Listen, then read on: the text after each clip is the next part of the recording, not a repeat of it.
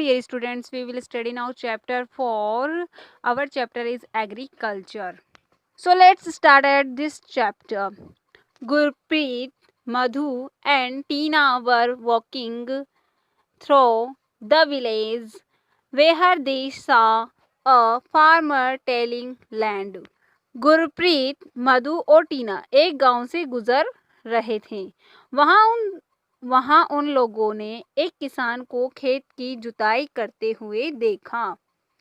The farmer told them that he was growing wheat and had just added manure to the soil to make it more fertile.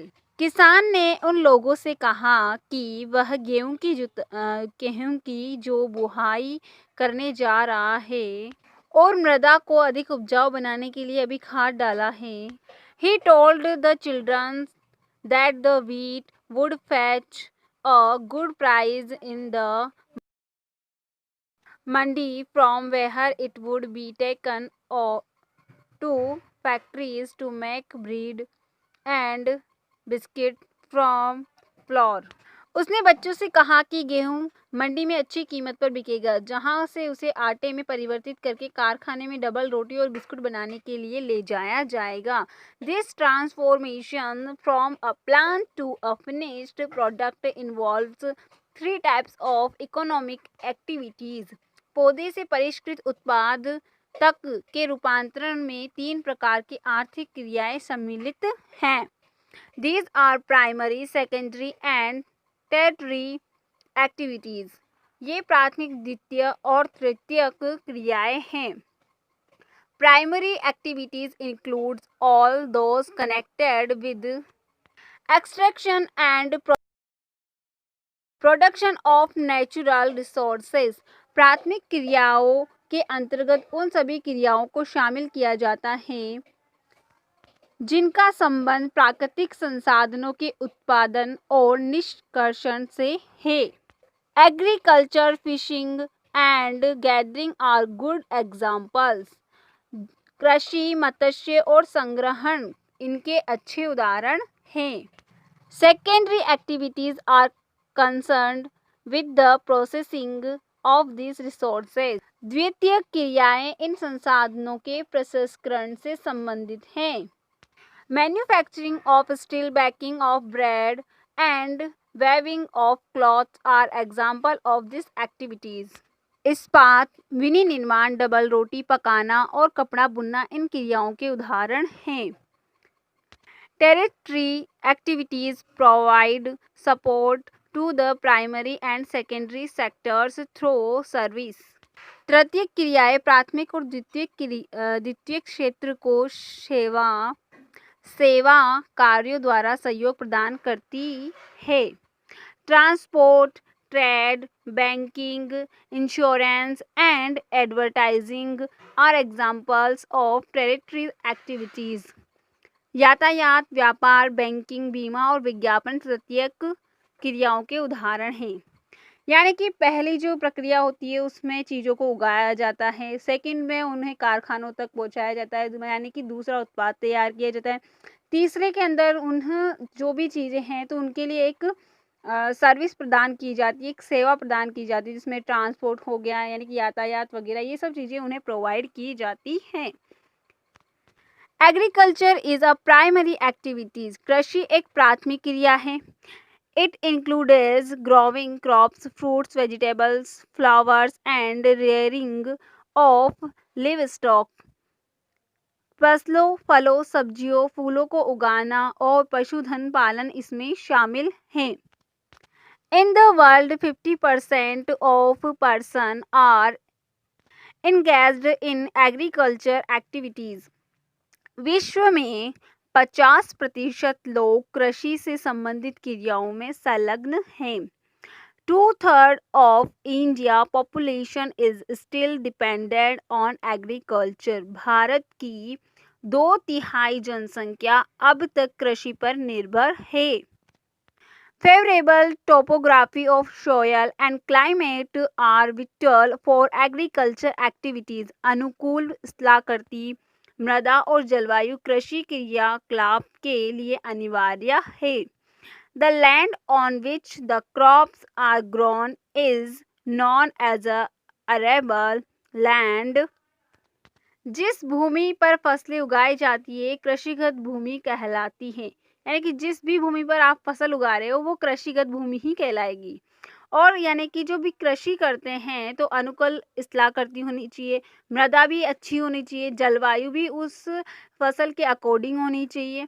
तो ये सब चीज़ें अनिवार्य होती है, तभी हमारी जो फसल है उसकी जो तादाद है वो बहुत अच्छी होती है और उसका जो क्वालिटी भी अच्छी रहती है, क्वांटिटी भी अच्छी रहती है और उसकी कीमत फिर हमें उसी के अकॉर्डिंग ज़्यादा मिलती है। In the map, you can see that agriculture activities is concentrated in those regions of the world where suitable factors for the growing of crop exist. चित्र 4.1 यानी कि फिगर 4.1 यहाँ पे दिया हुआ है। आप मानचित्र में देख सकते हैं कि कृषि क्रियाकलाप विश्व के उन्हीं प्रदेशों में केंद्रित हैं जहाँ फसल उगाने के लिए उपयुक्त कारक विद्यमान हैं। यानी कि जहाँ उपयुक्त कारक होता है वहीं पर अधिकतर फसल उगाई जाती है। तो इसमें देखिए यहाँ पर नॉर्थ अंटार्कटिका है, उसके बाद है हमारा पैसिफिक ओशियन यानी कि प्रशांत महासागर हो गया, साउथ अटलांटिक ओशियन यानी कि दक्षिणी अटलांटिक हो गया, ठीक है। उसके बाद में इधर आता है इंडियन ओशियन यानी हिंद महासागर, ये तो दे रखा है, ठीक है। उसके बाद में नीचे इधर देखिए यहाँ पर अरेबल लैंड दिया हुआ है जिसमें एक ग्रीन कलर का ब्लॉक दिखाया हुआ है। तो जहाँ जहाँ पर भी ग्रीन कलर हो रहा है ना उन सब जगह पे खेती होती है। तो इसी जिस तरीके से इंडिया में देखिए, इंडिया में बहुत ज़्यादा ग्रीन हो रहा है, यानी कि यहाँ पर जितनी भी आधी से भी ज़्यादा जनसंख्या जो है वो कृषि पर ही निर्भर करती है। नेक्स्ट नीचे देखिए, डू यू नो, क्या आप ये जानते हैं, तो उसके बारे में देखना है। तो फर्स्ट आता है एग्री, फिर आता है सेरी, फिर पीसी और फिर बीटी और फिर हॉटी और प्लस कल्चर। ये सब क्या है, एक कल्चर है। अब इधर आइए, फर्स्ट में एग्रीकल्चर। एग्रीकल्चर यानी कि खेती के बारे में बता रहे, तो कौन कौन से कल्चर होते हैं ना वो सब चीज़ें इसमें हैं। The science and art of cultivation on the soil, raising crops and rearing livestock, मृदा की जुताई, फसलों को उगाना और पशुपालन का विज्ञान एक कला है। It's is also called farming, और इसे खेती भी कहते हैं। सेकेंड आता है sericulture, commercial rearing of silkworms, यानी कि रेशम के कीटों का वाणिज्य पालन जो कहते हैं।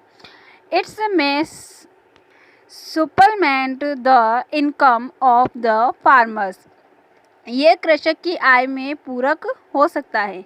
नेक्स्ट आता है हमारे pisciculture, breeding of fish in specially constructed tanks and Pond's.